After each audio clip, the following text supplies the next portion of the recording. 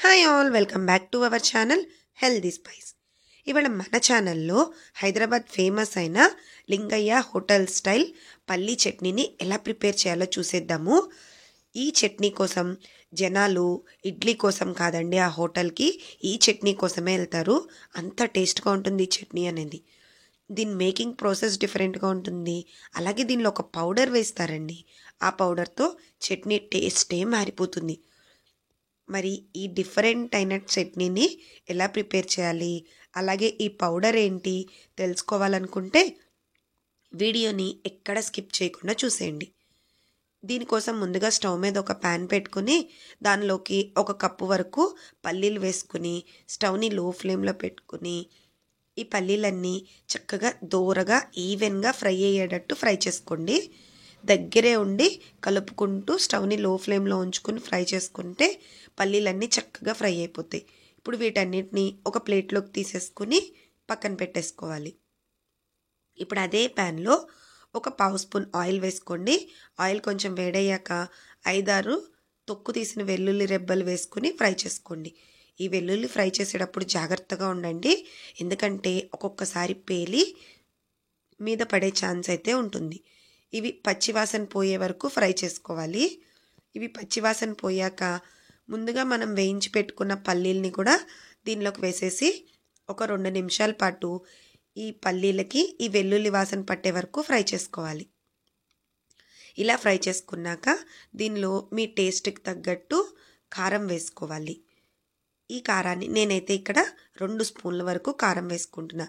ఇప్పుడు స్టవ్ని లో ఫ్లేమ్లో పెట్టుకుని కారం మాడకుండా ఒకసారి బాగా ఫ్రై చేసుకోండి.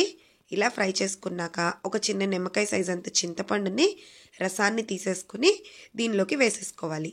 చింతపండు రసం అనేది మనం దీనిలో యాడ్ చేస్తాం కదండి, అది యాడ్ చేశాక స్టవ్ ఆఫ్ చేసేసుకుని ఒకసారి అంతా బాగా కలిసేటట్టు మిక్స్ చేసుకోండి.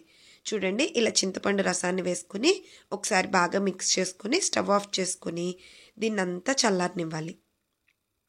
ఇప్పుడు ఒక మిక్సీ జార్ తీసుకుని ఈ చల్లారిందంతా ఈ మిక్సీ జార్లోకి వేసుకోండి. ఫ్రెండ్స్, మీరు ఇప్పటి వరకు నా వీడియోకి లైక్ ఇవ్వకపోతే ప్లీజ్ అండి నా వీడియోకి ఒక లైక్ ఇచ్చేయండి.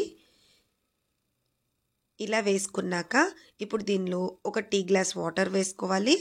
అలాగే 1 స్పూన్ వరకు సాల్ట్ లేదా మీ రుచికి సరిపడా సాల్ట్ వేసుకుని మూత పెట్టేసుకుని మెత్తగా పేస్ట్ కాటుకలాగా గ్రైండ్ చేసుకోవాలన్నమాట. చూడండి, ఈ విధంగా చాలా మెత్తగా సాఫ్ట్గా చెప్పా కదా, కాటుకలాగా పేస్ట్ చేసేసుకోవాలి. ఇప్పుడు దీన్నంతా వేరొక గిన్నెలోకి ట్రాన్స్ఫర్ చేసేసుకుందాము. ఇలా ట్రాన్స్ఫర్ చేసుకున్నాక ఆ మిక్సీ జార్లోకి వాటర్ వేసుకుని ఆ వాటర్ని కూడా దీనిలో పోసేసుకుని చట్నీ కన్సిస్టెన్సీ అనేది అడ్జస్ట్ చేసుకోండి.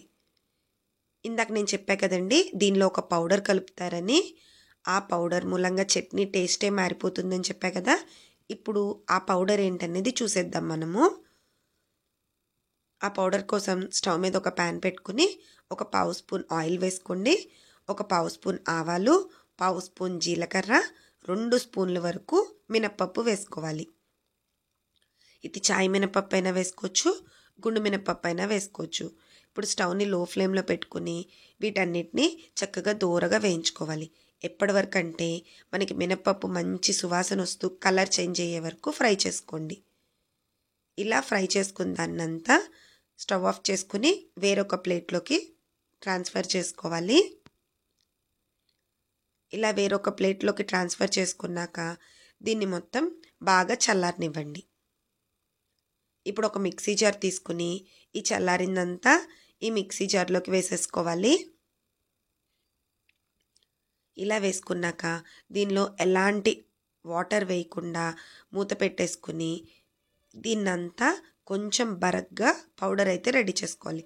సాఫ్ట్గా కాదండి, బరగ్గా చేసుకోవాలి. మనం చేతికి పట్టుకుంటే ఆ పప్పులన్నీ మనకి కొంచెం తగులుతూ ఉండాలి. ఇప్పుడు ఈ పొడి చేసుకున్న దాన్ని మనం రెడీ చేసి పెట్టుకున్న చట్నీలో ఒక 2 స్పూన్స్ వేసేసుకుని ఈ పౌడర్ అంతా ఈ చట్నీలో కలిసేటట్టు బాగా మిక్స్ చేసేసుకోవాలి. అంతే అండి. ఎంతో ఫేమస్ అయిన లింగయ్య హోటల్ స్టైల్ చట్నీ అయితే రెడీ అయిపోతుంది. దీనిలో ఎలాంటి తాలింపు కూడా అవసరం లేదు. మనం తినేటప్పుడు మనం ఈ పౌడర్ వేసుకున్నాం కదా! దీని మూలంగా మధ్య మధ్యలో ఆ పప్పులు తగులుతూ, కరకరలాడుతూ భలే డిఫరెంట్ టేస్ట్‌గా ఉంటుందండి ఈ చట్నీ అనేది. ఇంత టేస్టీ అయిన డిఫరెంట్ చట్నీని మీరు మాత్రం మిస్ అవ్వటం ఎందుకు? ఒక్కసారి ట్రై చేయండి. మీ ఇంట్లో వాళ్ళందరూ ఈ చట్నీ కోసమని ఇడ్లీ తింటారు. అంత బావుంటుంది ఈ చట్నీ. మరి ఒక్కసారి ట్రై చేసి ఎలా వచ్చిందనేది కామెంట్ చేసేయండి. అలాగే నా వీడియో కనుక మీకు నచ్చినట్టయితే మీ ఫ్రెండ్స్ అండ్ ఫ్యామిలీ మెంబర్స్‌కి షేర్ చేసి నా ఛానల్‌ని సబ్స్క్రైబ్ చేసుకోండి. పక్కనే ఉన్న బెల్ ఐకాన్‌ని ప్రెస్ చేయడం అస్సలు మర్చిపోకండే. Thanks for watching.